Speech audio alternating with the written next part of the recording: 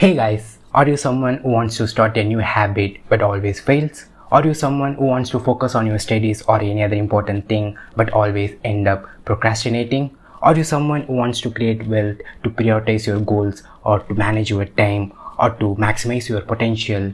Then this video is for you. My name is Harish. I am a third year medical student studying in a government college, and today I am going to share 5 numerical rules that you should apply in your life to make it better and to make yourself productive in all the aspects of your life. So let's get into the video.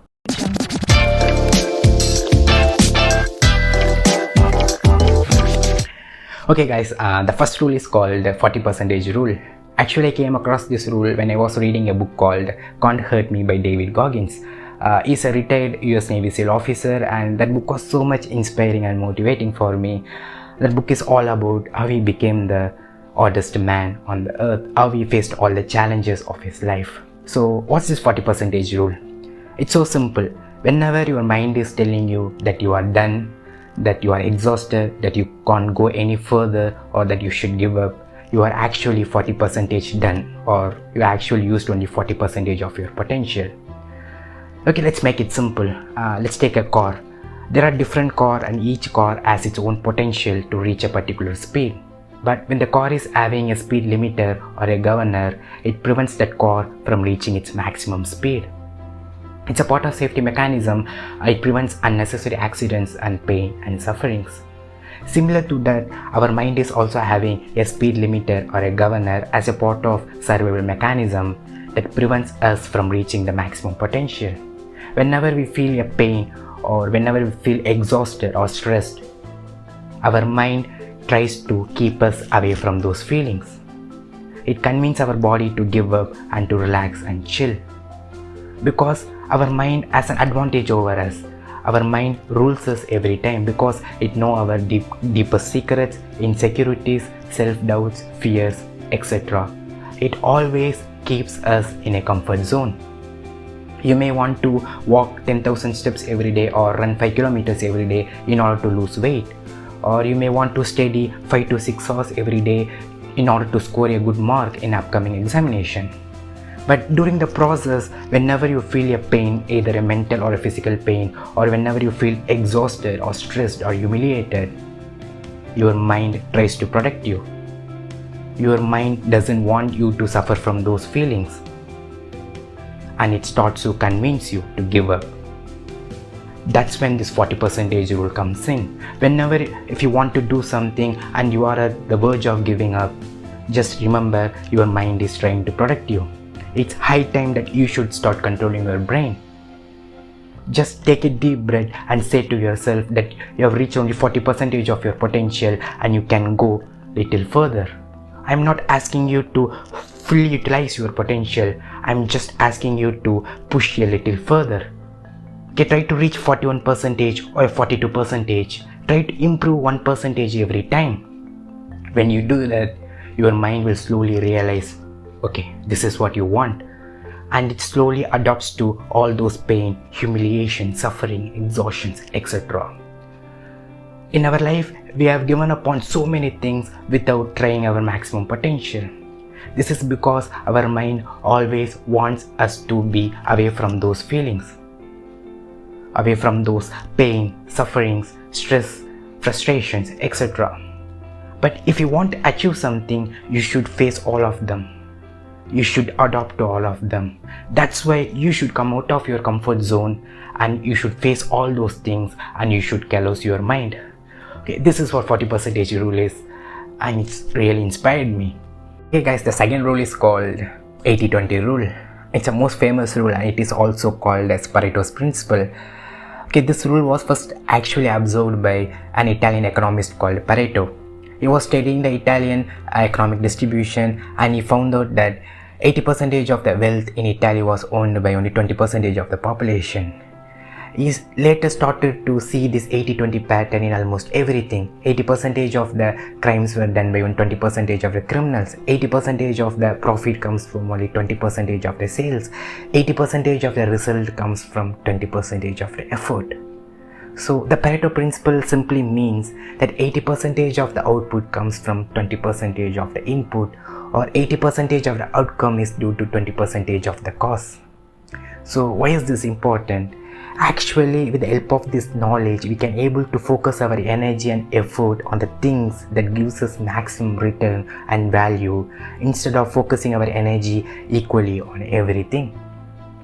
To give you a perfect example, we are using Pareto principle in almost all the examinations.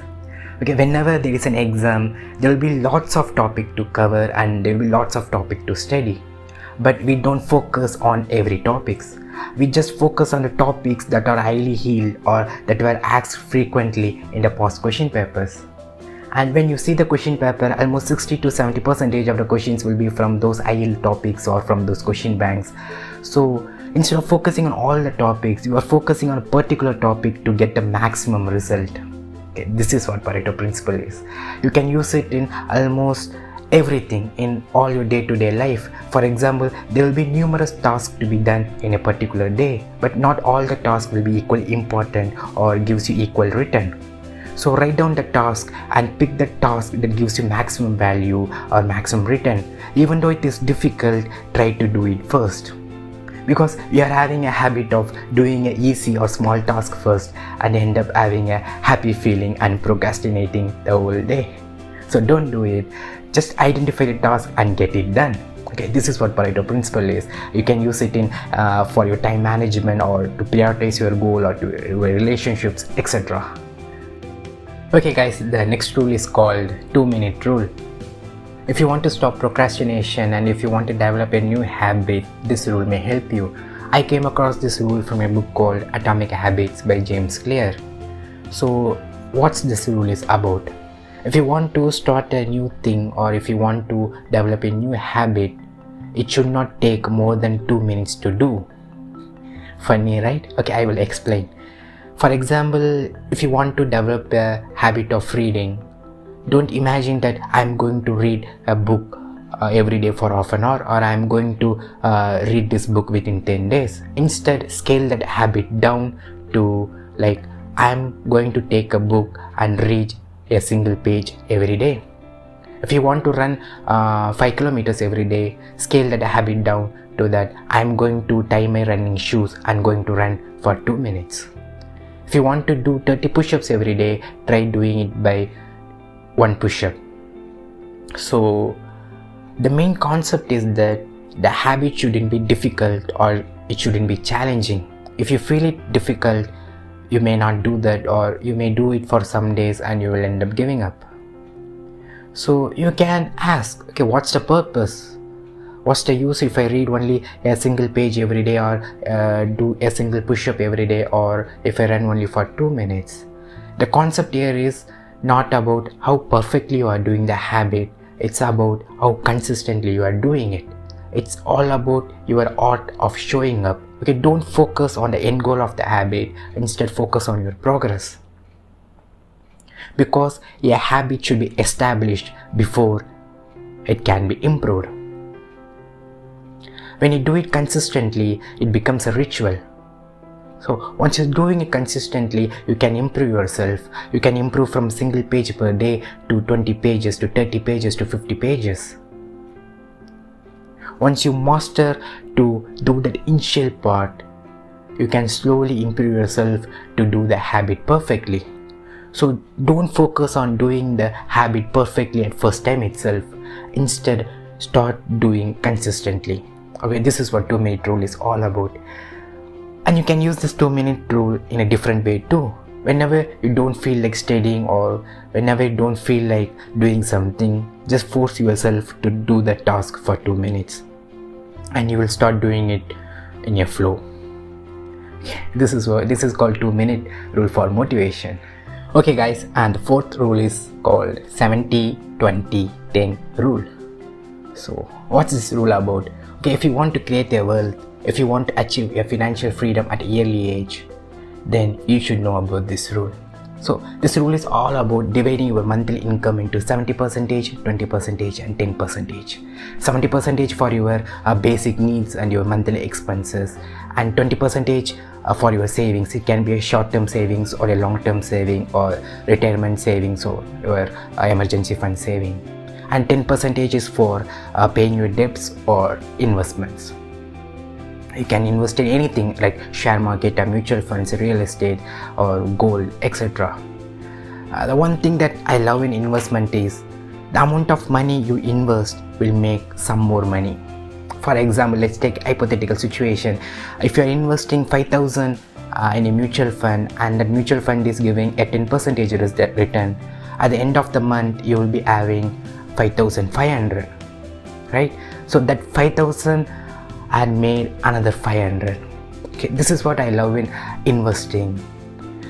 But it's not right every time. We may take some wrong decisions in investment, but if you have a right financial knowledge and if you invest it correctly, we will be reaching our financial freedom. We will be becoming wealthier at early age.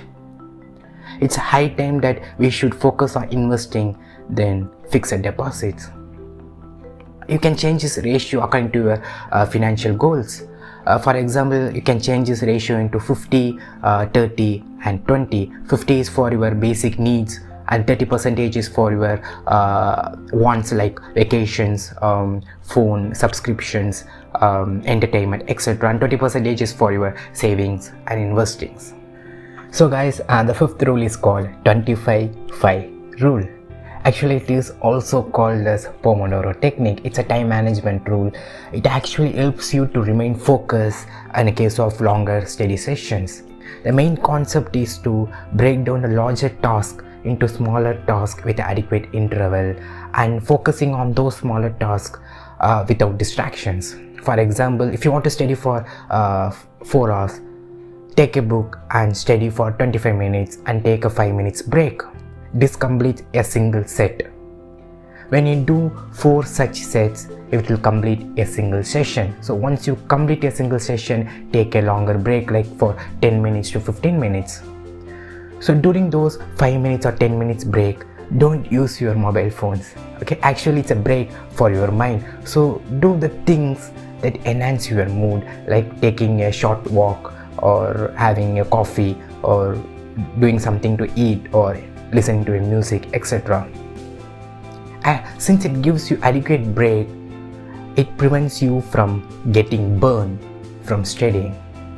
Okay, this is what all about Pomodoro technique, but I don't recommend you to use exactly those 25 and 5 because everyone has a different potential and everyone has their own duration of focus. So identify your time that you can able to focus. For example, if you can able to focus for 40 minutes without distractions, then have a Pomodoro session like 40 minutes studying and 10 minutes break and 40 minutes studying and 10 minutes break, etc. Okay, there is another 25-5 rule and it's not a Pomodoro technique. It was actually introduced by Warren Buffett, a great investor and one of the richest man in the earth. So this rule is all about writing down 25 long-term goals of your life or 25 things that you want to achieve in your life and pick out top 5 things that you badly want to achieve no matter what. And try to focus all your energy and time on those 5 things instead of putting your efforts and energy on all those 25 things. If you only focus on those 5 things, it actually makes your progress easier and it actually helps you to achieve the most prior goals. But the main concept here is not about achieving the goals. It's not easy to write a 25 long-term goals of your life and picking out the best 5. It needs so much analysis. But once you do it, you will understand the purpose of your life. It gives you a reason to wake up every day and hustle to achieve those goals. It's the basic concept of those 25-5 rule. So that's all for today's video, guys. I hope you really enjoyed this content. So give me thumbs up and press the subscribe button for more content like this. So signing off, guys, with a smile.